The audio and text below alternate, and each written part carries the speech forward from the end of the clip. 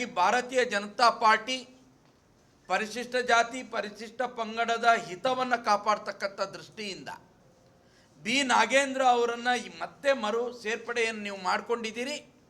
ಇದು ಪರಿಶಿಷ್ಟ ಜಾತಿ ಪರಿಶಿಷ್ಟ ಪಂಗಡಕ್ಕೆ ಮಾಡಿರ್ತಕ್ಕಂಥ ಅನ್ಯಾಯ ಅಂತ ಭಾವಿಸ್ತದೆ. ಮತ್ತು ನಾಳೆ ಸದನ ಪ್ರಾರಂಭ ಆಗೋದಿದೆ.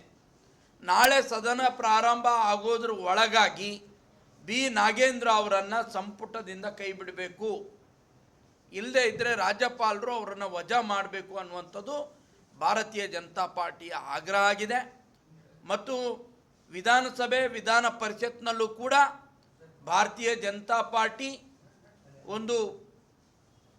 ಇದರ ವಿರುದ್ಧ ದೊಡ್ಡ ಪ್ರಮಾಣದಲ್ಲಿ ಸದನದ ಒಳಗಡೆ ಹೋರಾಟವನ್ನು ನಾವು ಮಾಡೋರಿದ್ದೇವೆ. ಅದರ ಜೊತೆಗೆ 17ನೇ ತಾರೀಕಿನಿಂದ ನಿರಂತರವಾಗಿ 4-5-6 ದಿನಗಳವರೆಗೆ ಬಿ ನಾಗೇಂದ್ರ ಅವರು ರಾಜೀನಾಮೆ ಕೊಡೋವರೆಗೂ ಕೂಡ ಸದನದ ಒಳಗಡೆ ಭಾರತೀಯ ಜನತಾ ಪಾರ್ಟಿಯ ಎಲ್ಲ ಶಾಸಕರು ಹೋರಾಟ ಮಾಡೋದಾದರೆ, ಸದನದ ಹೊರಗಡೆ ಜಿಲ್ಲಾಧಿಕಾರಿಗಳ ಕಚೇರಿ ಎದುರುಗಡೆ ಅಹೋರಾತ್ರಿ ಧರಣಿ ಸತ್ಯಾಗ್ರಹವನ್ನು ಮಾಡ್ತಕ್ಕಂಥ ನಿರ್ಧಾರವನ್ನು ನಾವು ತಗೊಂಡಿದ್ದೇವೆ. ಇದೇ ದಿನಾಂಕ 17ರಿಂದ ಪ್ರಾರಂಭವಾಗಿ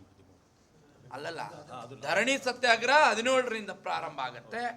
13ನೇ ತಾರೀಕು ಸದನದಲ್ಲಿ ಇದ್ರ ಬಗ್ಗೆ ನಮ್ಮ ವಿರೋಧ ಪಕ್ಷದ ನಾಯಕರು ಮತ್ತು ರಾಜ್ಯಾಧ್ಯಕ್ಷರು ಒಟ್ಟುಗೂಡಿ ಇದನ್ನು ದೊಡ್ಡ ಪ್ರಮಾಣದಲ್ಲಿ ವಿರೋಧ ಮಾಡಬೇಕು ಅನ್ನುವಂಥ ತೀರ್ಮಾನ ಮಾಡಿದ್ದೇವೆ.